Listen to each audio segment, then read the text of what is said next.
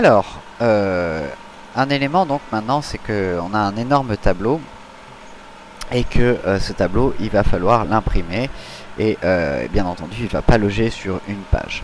D'ailleurs, on peut voir si ici on change de mode, on se met en mode mise en page, on peut voir un peu comment vont être découpées les différentes pages. Et on peut voir que ici tout est tronqué, coupé, et ça ne va pas forcément, le faire, ça va pas forcément aller.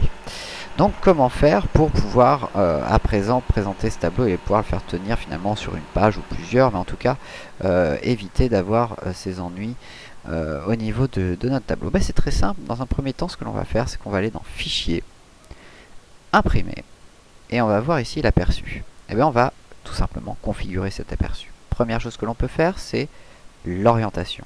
Ici on va se mettre en mode paysage afin de respecter un petit peu l'orientation de notre tableau. Deuxième chose que l'on va faire, et ça c'est très souvent cherché, c'est la mise à l'échelle. La mise à l'échelle, ça va permettre tout simplement de réduire la taille du tableau pour qu'elle se soit contenue dans soit une page, et donc il va réduire l'intégralité de mes éléments pour que ce soit contenu dans une page, soit dans une colonne, et il va prendre la taille de la colonne, et donc du coup je vais avoir deux pages, mais par contre avec mes colonnes de manière qui seront correctement entières, soit carrément à la ligne. Voilà, grosso modo, c'est l'idée, cet élément-là est très important pour pouvoir faire tenir de gros tableaux dans une page. Il y a une possibilité aussi de réduire les marges, extrêmement pratique pour gagner un petit peu de place et donc de lisibilité. Et grâce à ça, on va pouvoir sans aucun problème et sans se soucier trop du tableau et du type de tableau, on va pouvoir faire entrer un tableau dans une feuille. Donc ce ajuster à est extrêmement pratique. Vous avez aussi le type de page. Ici on est sur du A4. Pour ce type de tableau, il faudrait plutôt être sur du A3 qui est 2 fois A4, ce qui permet bien entendu de rendre les choses bien plus lisibles, vu que la page sera plus grande, donc j'aurai plus d'espace pour pouvoir imprimer. Voilà comment fonctionne donc tout simplement la mise en page. Je n'ai même pas finalement été là-dedans, j'ai tout géré directement dans la zone d'impression, c'est beaucoup plus rapide et on a absolument tout ce qu'il nous faut pour pouvoir donc gérer notre tableau. On peut juste vérifier un truc, c'est que ici tableau de bord, comme vous pouvez le voir, est coupé en deux au niveau du graphique. Alors on va rajuster ça. Pour ça maintenant on va voir une aide visuelle qui est intéressante. Lorsque l'on va cliquer donc sur le mode ici mise en page, on va réduire très fort, on peut voir en effet qu'il nous a fait tout tenir dans une page. Ici vous avez donc en passant par ici la possibilité tout simplement de réajuster la position des graphiques notamment pour replacer chaque élément et que chaque élément soit bien sur une page bien précise. Donc là je vais mettre mes deux graphiques comme ceci que je vais remonter.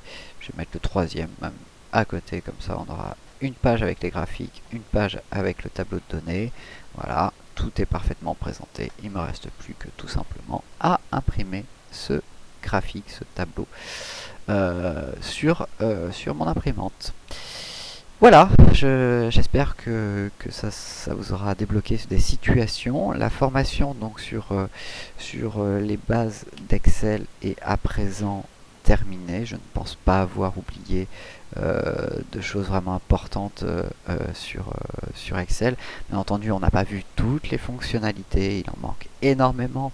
On n'a pas vu la fonctionnalité d'effacer tout, qui permet d'effacer toutes les valeurs, ainsi que la mise en forme d'un tableau, uniquement effacer les formats et uniquement effacer le contenu d'un tableau. Ça c'est vrai que c'est quelque chose qui peut servir souvent. On n'a bien entendu pas vu les tableaux croisés dynamiques que je verrai bien plus tard.